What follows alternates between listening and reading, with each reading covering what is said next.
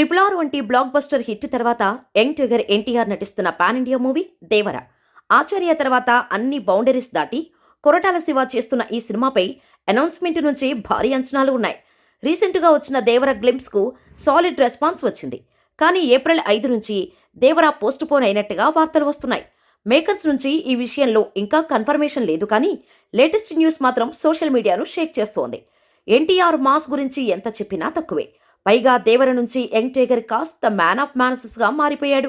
ఈ సినిమాలో మృగాలను వేటాడే సముద్రవీరుడిగా నటిస్తున్నాడు ఎన్టీఆర్. ఈ లెక్కన దేవర ఎలా ఉంటుందో ఊహించుకోవచ్చు. దానికి తోడు గతంలో ఎప్పుడూ లేనంత రఫ్ లుక్లో ఎన్టీఆర్ కనిపించబోతున్నాడనే న్యూస్ వైరల్గా మారింది. టైగర్ ఊరమాసు లుక్ మామూలుగా ఉండదని, దేవరలో ఒక ట్విస్ట్ సినిమా మొత్తానికే హైలైట్గా నిలవబోతున్నట్టు సమాచారం.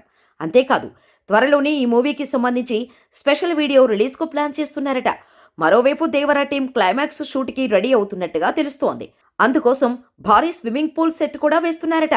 ఈ యాక్షన్ సీక్వెన్స్ అదిరిపోతుందని అంటున్నారు. మరి రోజు రోజుకి అంచనాలు పెంచేస్తున్న దేవర బాక్సాఫీస్ దగ్గర ఎలాంటి రిజల్ట్ అందుకుంటుందో చూడాలి.